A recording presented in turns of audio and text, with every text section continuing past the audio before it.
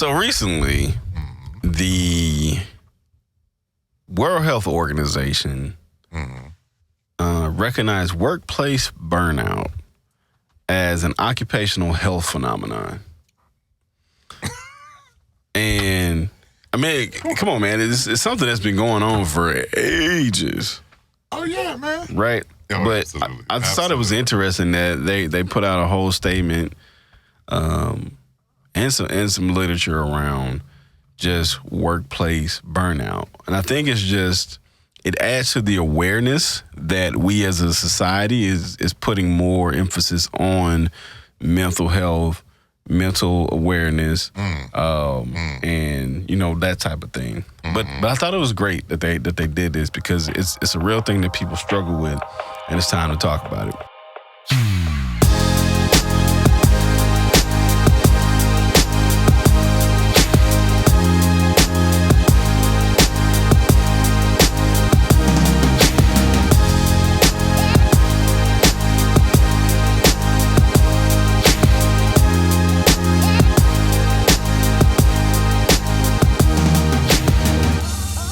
Social media, Facebook, Instagram, Twitter, @thisisbtc.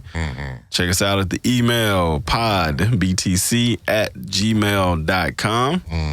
And we got the website up, so go check that out too. You can listen to the episodes there. We're working on some content to put up there.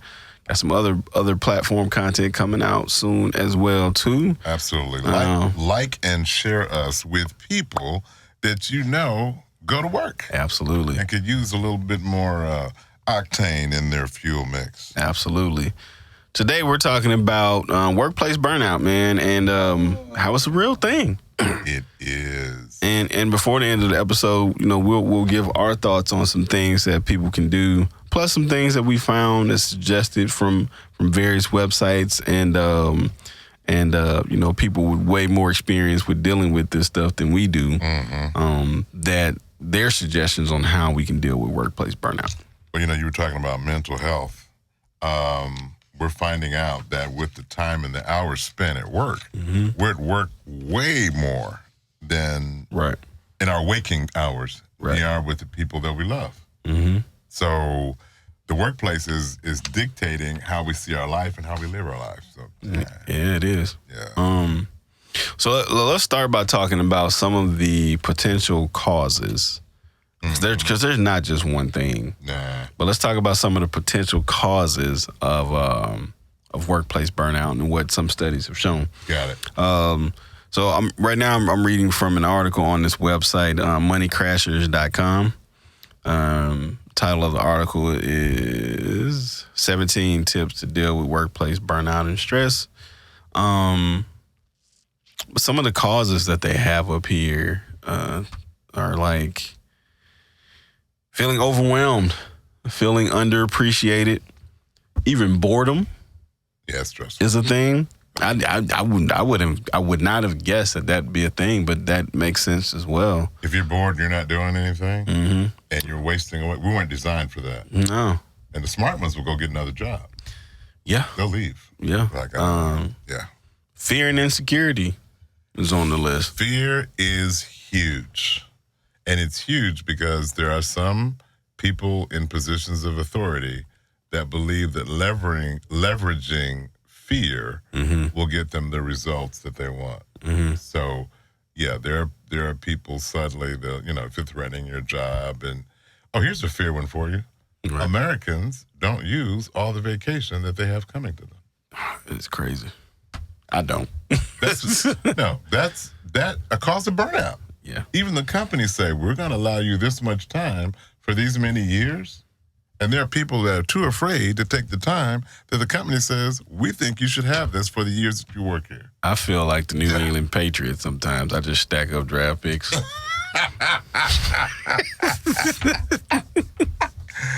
No, because man, I read that. I was completely done. Like, you guys not taking your time. It's true. It's true. What is that? I just keep stacking vacation time, man.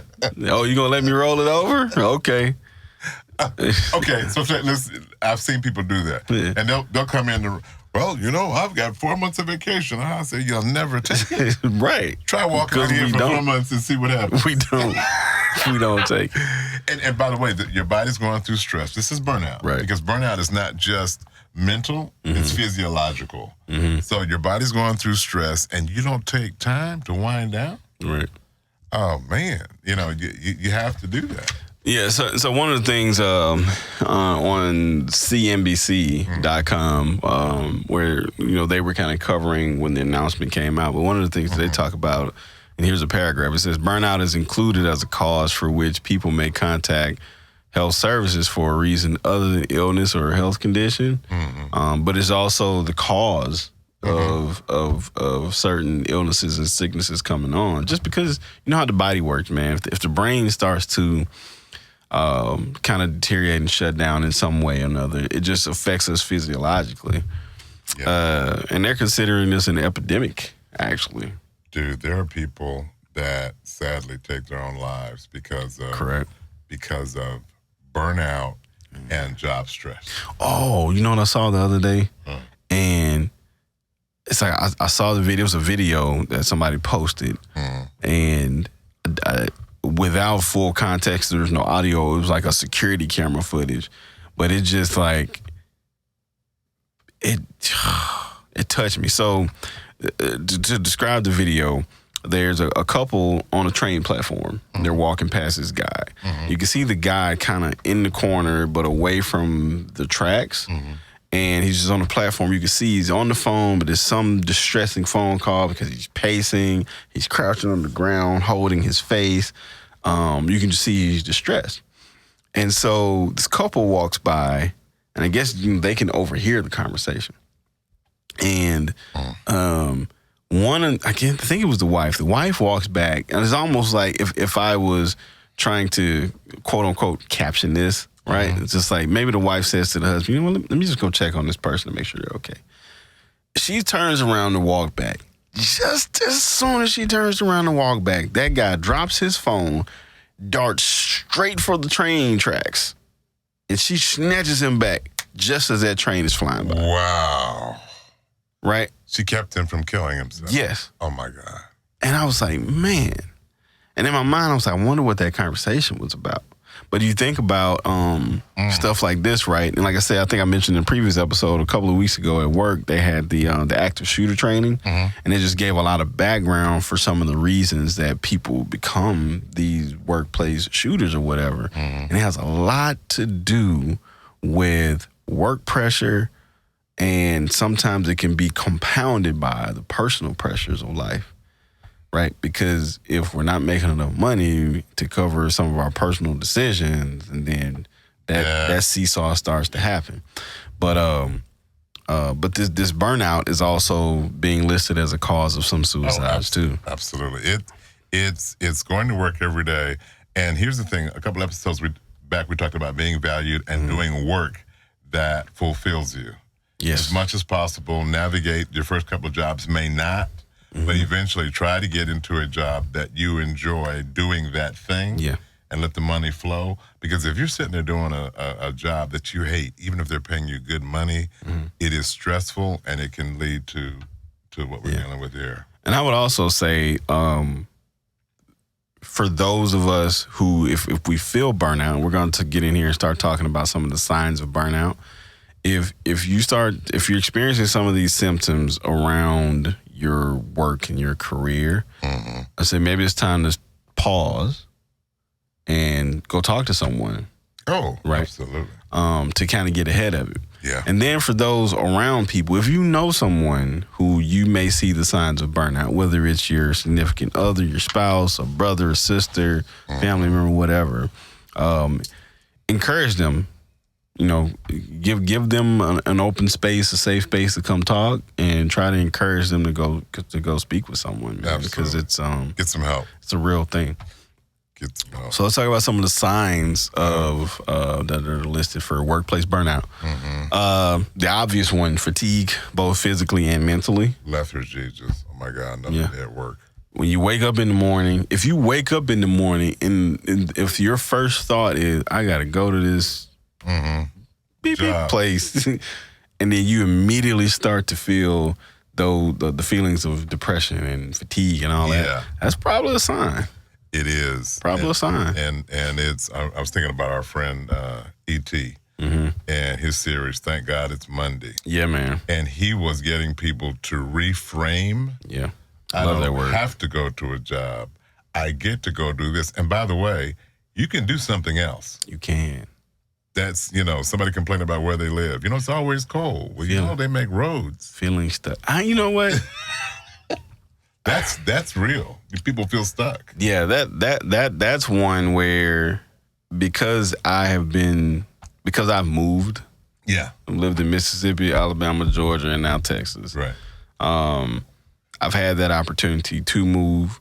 It's now easier for me to understand that, hey, if stuff just stops working out here, there are options. There are 40 some other states that I can still have options to go to. I lived in a bunch of places, but I see you did not add a cold, ice, and snow state. Trying not to go there. You named warm states. We might get to the 30s, but you didn't name a state.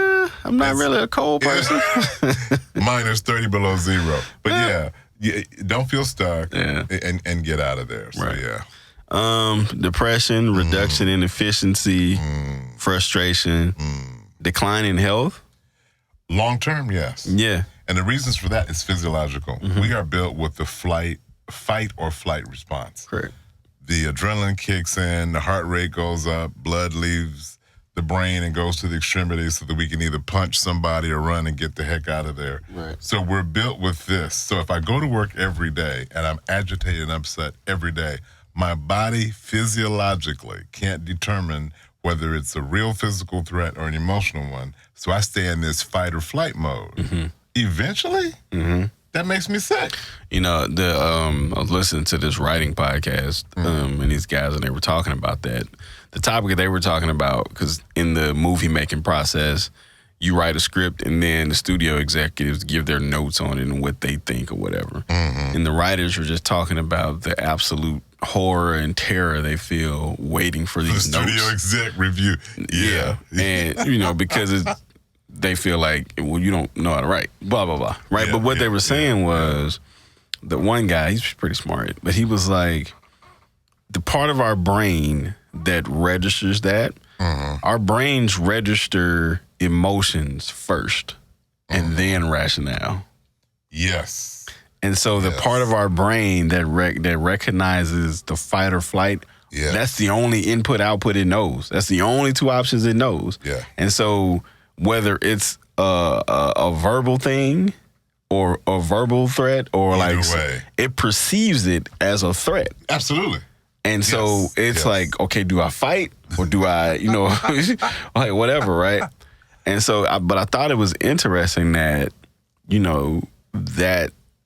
that's what happens first in the mind. So kind of going to your point about, hey, if that is that constant, physiologically, you're going to be impacted. You're going to be impacted and your health is going to deteriorate. Right. And the sad thing, this is after being around for a few decades, the sad thing is to watch somebody at the waning side of their work years realizing that they gave too much of themselves. Right. And they have less for their family, their spouse, their mates, the people that really love them, because they gave it all at the office. Yeah, nah, not me.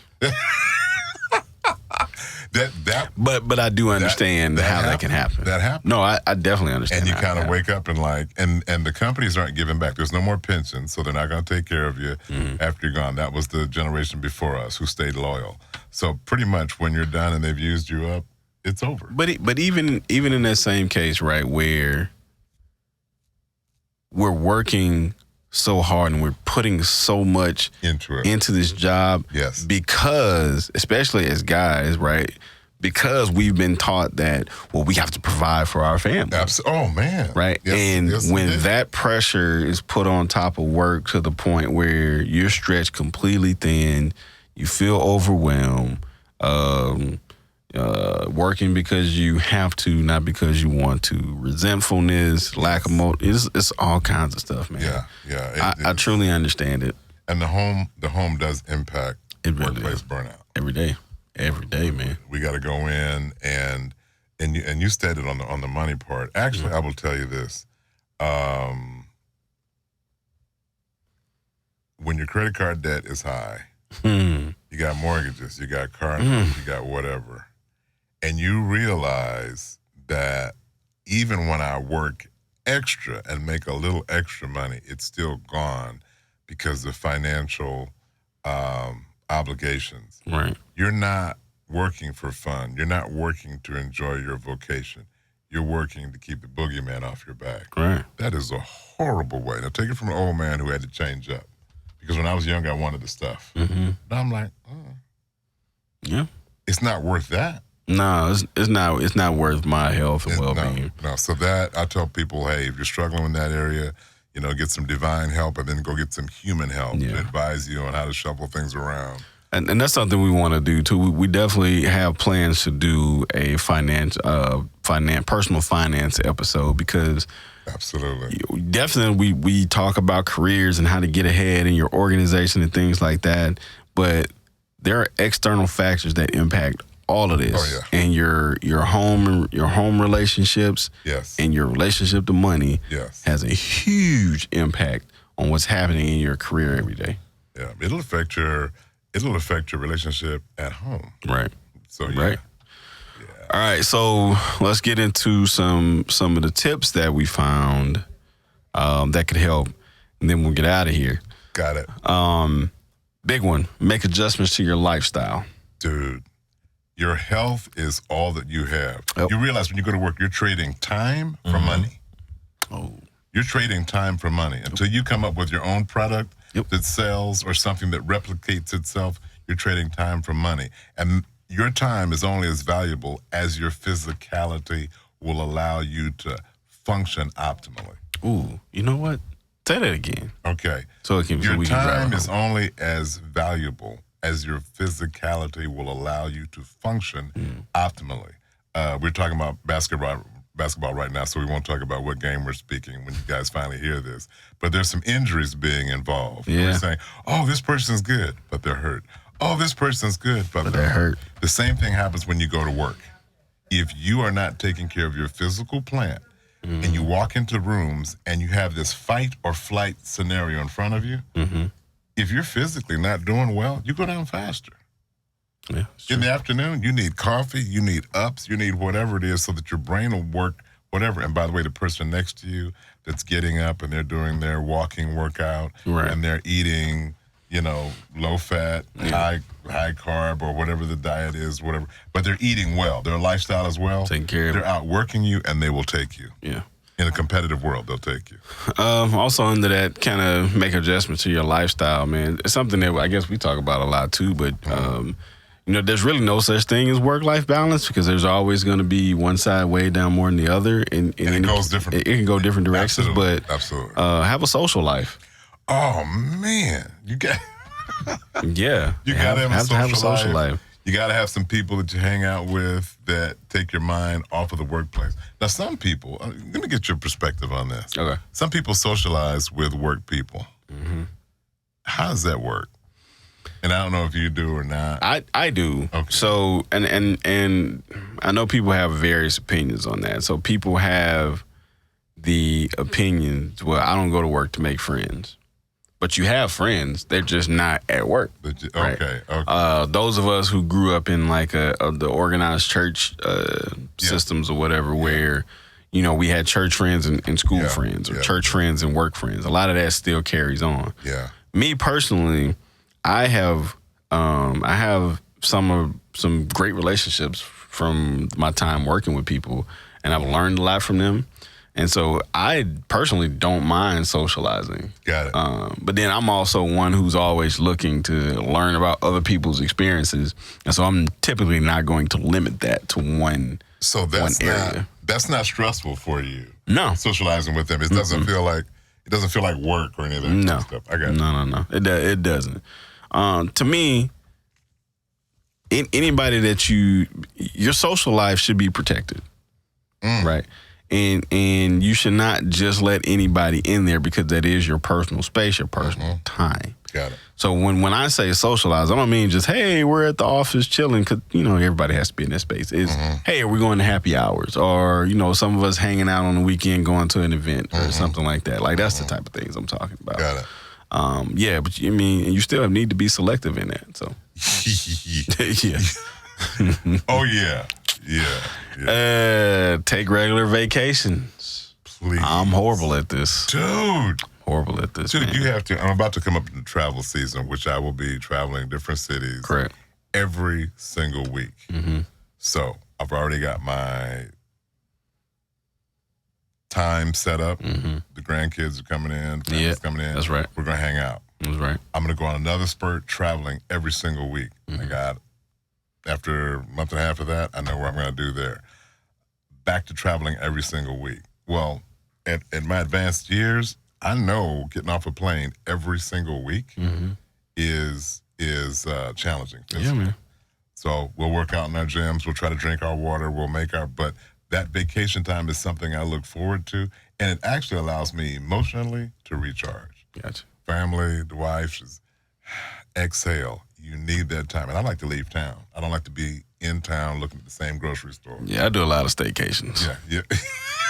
I need to do better, man. Go get you I mean, it doesn't cost a ton of money. Go to a different hotel. In fact, I know people that will stay at a hotel in town just to change what they see, and it registers then. I'm not at home. Because if you're at home, I'm telling you, dude, you're doing work. I am. I know. And I know you got some honey-do lists. I know. Lifestyle changes. This article suggests, take 15 minutes to relax daily. Yeah. And for me, where my mind goes, I go to meditation and mindfulness. Yeah, we're similar on that. Yeah, take 15, 20 minutes, and you can do it at intervals in the day, man. You can do it at work. Morning, just think about it like this. Yeah. Breakfast, lunch, and dinner. Right? Those are your 3 big meals. Do something there. Yep. Follow the same. 10 minutes in the morning. Absolutely. 10 minutes at lunch. 10 minutes at night before you go to bed. Absolutely. And I think it helps. And it's just get away to yourself. 10 minutes. Take a walk. Take a break. Relax for a little bit. And to piggyback on you, people of faith out there, I've got a promise book that I keep on my desk. Now, somebody asked me, are you religious? I said, nope. I said, but I am attempting to grow spiritually every day, and there's a difference. Right. I don't care about the trappings of the religion. I want to be connected. You can call it whatever that force, higher power, however you articulate that. I want to be connected, and I want to be in a space where my mind is not slave to the dumbness that's around me. So I keep a little promise book next there, and in it has when you are experiencing this, and there's a couple of verses that go through. Yeah. And in the middle of the day, dude, I just started doing this. I got it from my pop. In the middle of the day, I'll stop and close my door, and I'll open it up and say, okay, I'm dealing with this. Or I got a meeting to go to. I'm not quite on Martin's woosah. Yeah. But whatever it takes for you to clear your head in that space, it actually makes you better for the afternoon. It does. It makes you better. You're sharper. So that tip is a big one. Yeah. All right. The next big suggestion that they make is make adjustments to your job. So make adjustments to your lifestyle, make adjustments to your job. Got it. And we just covered this in a couple of episodes ago, but open lines of communication with your manager. Always. Clarify job expectations and accountability. What do you want me to do? How you want me to do it? Learn to say no. Too many priorities, Chief. What do you want me to do first? This is a new one. Ask for new duties. So this is for somebody who is bored. Yeah, who's bored. Stuck in a rut. Yeah. Yeah, man. Yeah.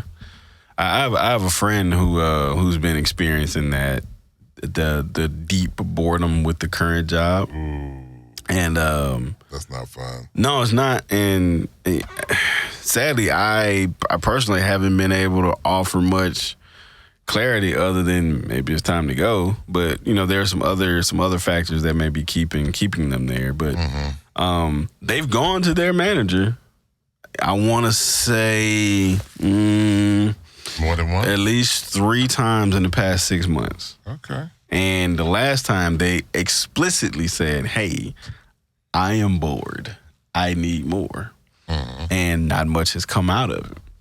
And to me, like that's a sign that it may be time to go. Well, here's the scary part about that. If I come to you as a boss and say I'm bored, you know that you're still paying me. Yeah. So I'm bored. I don't have enough to do. And the mandates come down regularly in these organizations that we're in. Hey, we need to cut costs. Who's first? I would frame it differently. Hey, I might have some extra bandwidth over here. What can I take off your plate? Yep. I'd be aggressive with that one because I don't want my boss to think that I'm bored because I'm just chilling. Yeah. Nah. Make adjustments to your attitude. Stop freaking out on Man. Oh, man, what is with that? So yeah. Y'all took an active shooter class. We did. You wish you had read that. That is so. You know what's sad, and I'm only laughing because about the absurdity of some of the stuff that we're dealing with. It is sad that as society we've gotten to that point where combating some of this, people that don't know how to handle this burnout, those are your active shooters coming back. Yeah, and sometimes I think it's as humans, as much as we know change comes, and even those people that say, "Oh, I love change. I don't like the same stuff every day." Nobody. Really, it's like we have an adverse reaction to change when we don't if it's initiate. Not initiated. Nobody likes change but a wet baby. Right. And so some of the situations that may be burning us out are actually in our control to change. But for whatever reason, we feel like we can't change it, and that becomes overwhelming. There's a point that's there. Then you opened the can when you said change, man. We work for organizations, and the volatility of markets, the volatility of money, and whatever, it throws organizations into stress. Right. And if you're on that boat, you're stressed. Right. Because your big guy comes out and makes an announcement, guys, we're going to get through this. We may have to, trim a little. They don't say it like that. They say we may have to look at some fiscally responsible, some fiscal responses to the current market climate. We already know what that means. So if you don't know how to translate that, layoffs. So what, dude? We lived through that. People are did. afraid for their jobs. Yeah. They're afraid. So also tell people always keep your resume updated and Always be ready. Test it out every now and then. Yeah. And then you don't get so freaked out. So okay. So some of the attitude. Some of the things under attitude. Learn to let some things slide. Man, some people are stupid. Do not sit there and battle it out with stupid people. Right. Yeah. And it says if you normally go above and beyond the call of duty, but you're unable to keep working at that level, it's okay to be less than perfect. Like I can. Yeah. You don't work for a perfect person, and you won't be perfect. But do your best. Right. Do your best and keep moving. Thing we mentioned earlier: get some support. Absolutely. Some people have employee assistance programs. Some companies do, where they'll help you with your financial situations. And I think the struggle there is, sometimes our pride, like we don't want to be embarrassed. We don't want to say we had to go ask for help. Sometimes we need help. Sometimes we actually do need the help. So I think as humans, we have to do a better job at letting each other know that it's okay. You don't have to be embarrassed about it. Especially if you feel like you're going over the edge. Right. And guys, we have a special aversion to getting for help. We're just going, man up. I don't know who told us that foolishness. Spoil. Man up, man up. That's okay. bull. Yeah. What does that even mean? I don't know. Yeah. It's that macho It is. crap we watched on TV. But men, you hurt too. You cried too. You just, or you go sideways and get into substances and whatever and just really screw up your life. So, Take a stress management course. Yep. That's another way. Everybody's going through it. Yeah. And I think some other tips that they gave, and then we'll get out of here. Know what motivates you. Know what your motivation is. It's kind of like what Eric Thomas talks about sometimes. What's your why? Know your why. Know the reason that you are coming to work, and maybe that can help give you a boost. And then I think the tip after that kind of sums it up a lot for me. And if you can't find it? Find a new job. No, see. If you at the door where you work, and you've been there for a while, and you are straining, why am I here? Why am I here? And you're not getting anything other than a paycheck? Yeah. Go find another place to get a paycheck. It's time, man. Yeah. It's time. In all seriousness, burnout is a real thing. There's a lot of factors to the human nature, the human psyche as to why we feel burned out. Yeah. I would really, and this is my final thought. We go into final thoughts, but my final thought is, I encourage you, if you feel any of those symptoms, like pause and go speak with someone. And if you're someone who knows someone who's going through that and you can see those signs, create a safe space for them to be able to share and encourage them to seek professional help. Good. Because it's a real thing, man. Help out some people. My final thought is for people of faith. When you're going through it, and I'm piggybacking off of your why are you there? Now, I kind of believe that if you're a person of faith, that you were created and designed to be impactful wherever you are. Right. That's just my belief. You've got skills, talents, and abilities, and I don't care who told you you don't have them, you do, and you were given those to make an impact on the world. That's my belief for people of faith. So if that is something that you have not tapped into, before you just decide workplace burnout is killing me, kind of go back and center, get in that soft, quiet place with your higher power, and kind of listen for that voice of guidance. Because sometimes we can either fix it, or back to that last final point, you may be being led to do something different, not rash or stupid, but this may be the inkling of something that says, I might need to expand in some other areas, and grow and be. So that's what I'm saying. Go find that quiet place and listen for that voice. That's it. All right, y'all. Stay strong out there, man. Stay motivated and stay growing. And take it one day at a time. One day at a time.